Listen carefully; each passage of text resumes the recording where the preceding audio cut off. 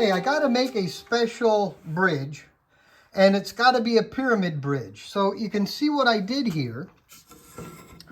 I put a 25-degree ramp on this with my table saw.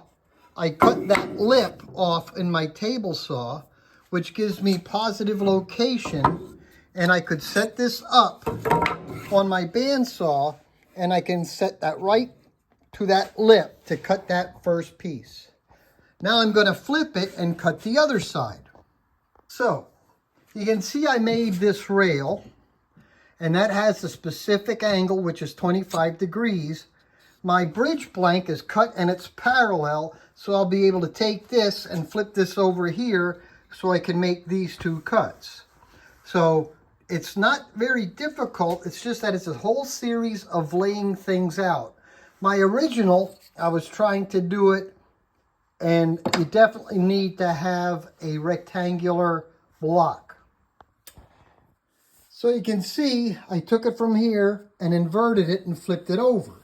Now what we have to pay attention to is when I go to cut this, I am going to be cutting inside my rail in order to create that. Here is what I'm trying to emulate, but by turning this 12-string bridge into a 6-string bridge. You can see how I have made a mark there that's going to come up.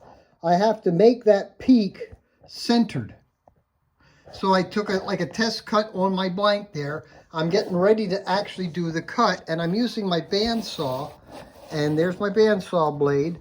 Then this will ride into here, and you can see it just picks that up, and that will make my cut.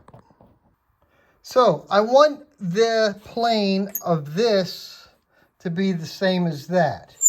So I have to use a spacer, and I can line the spacer up so that it sets right into there. All right, so now my spacer's set.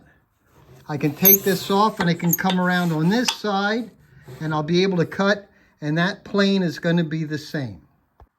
I can't stress the importance of things being square. So you can see right now that's not square, so my setup has to be changed so that this is square. Now I'm happy that I'm squared up.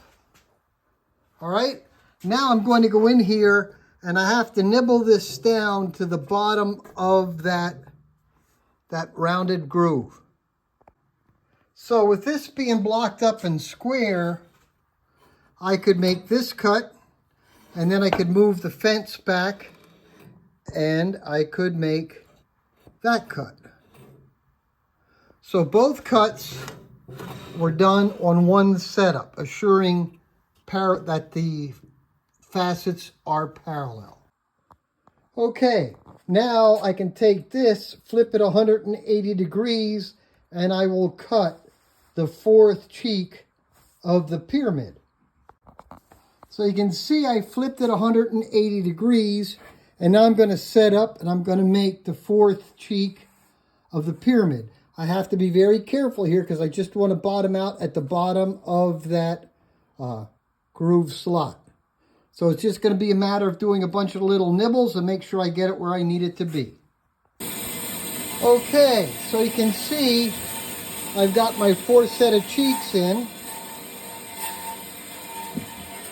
That needs to be adjusted a little bit. I want that peak to be even and Steven. You can see that one's a little off. I'm going to be able to tweak this in with a little bit of sanding now, but you're going to be able to see just by those little simple jig and a little bit of time, you could make a pyramid bridge. Okay, so I just kind of roughed this out a little bit. As you can see, this is the blank. That's going to be somewhat of the finished product. But you can see how I started getting the pyramid in. Now I have a little bit of work to do the final shaping. But there you can see the basic process on how to make a pyramid on your wing.